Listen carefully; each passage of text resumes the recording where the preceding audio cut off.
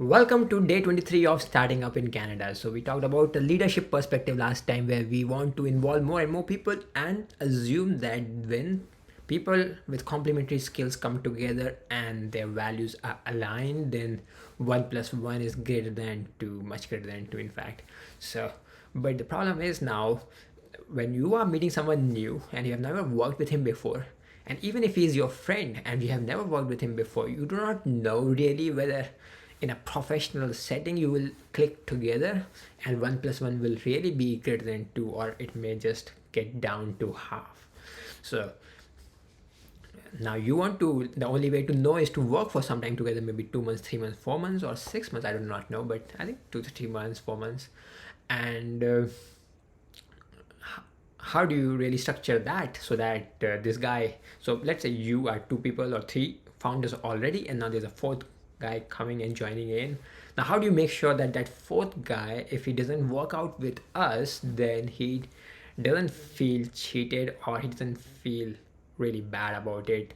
So I think the first thing I will say is that there's no way to make this perfect. Anyone gave 3 months, 4 months with a certain expectation. If it doesn't work out, then he is going to feel bad, and probably you also will feel bad about this not working out. But this is how startup is. It is about tough things. Second thing is that even if this guy will be accepted after 3 or 4 months and given an equity, how much equity you will give him eventually, that number should be discussed early on. So, interestingly, like so many people say that equity is not important, we don't care about money, we just want to work together, we just want to do something fun. But equity does matter, and it is there in the back of everybody's mind, and it is best to bring these discussions out and get some kind of consensus on the eventual figures. Now these figures do not need to be really followed future, but at least some ballpark figures. For example, let's say you are an older guy and there's a younger guy who's joining you, and you think he's much less experienced, and you think probably you will give him 5% equity in the future, but this guy thinks that he deserves at least 25 because he's putting in so much energy. So here I think if you do not have this discussion early on, then there's so much mismatch of expectations. Then when this conversation happens in the future, I don't think you can ever bridge this gap. But yeah, if it is about 5% and 10%, then you're somewhere close and you can bridge the gap. Of course, it will not be perfect for both of you, but it will be possible to align these together. So that this is the one tip number one, is that bring this discussion out early and have some ballpark figures.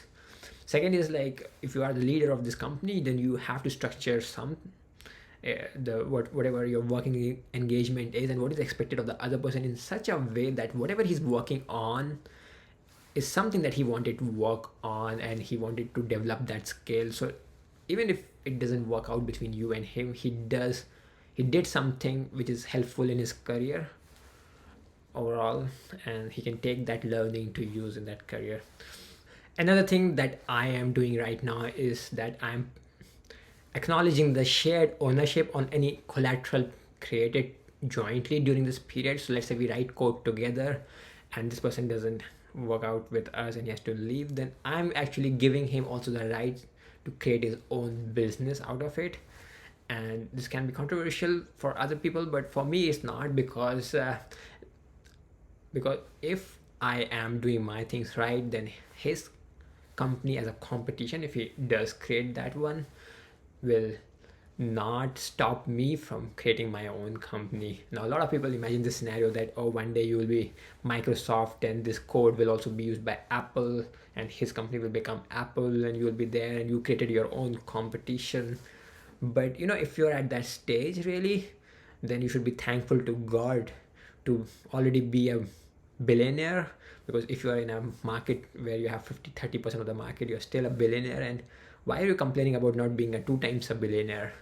I don't think that's my concern, at least. Yeah. So yeah, I give, like, to my partners, I'm saying that, hey, if we do not work out together, whatever we created together also belongs to you. You can use it to create your own business, not like you were kicked out of my business, we just parted ways, and we can do those things independently.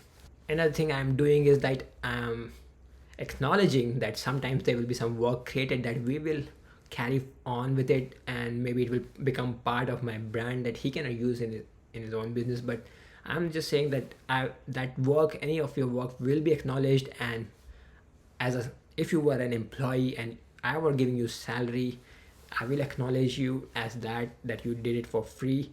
And in future, if I earn money, I will pay back that salary, and I will actually. So it's not like it's always, but of course if it comes in the future, then I will pay back. Otherwise, how can I pay back, right? And this also depends on your own reputation. So I hope you build a reputation of trustworthiness and loyalty in your life, because that is very important for startups, because you have to take help from so many people.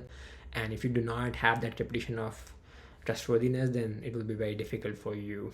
And so of course, corollary of that, first of all, yeah, you do pay back for sure, because you might need to do another startup. And second is, don't misuse these terms to just get free work out of people.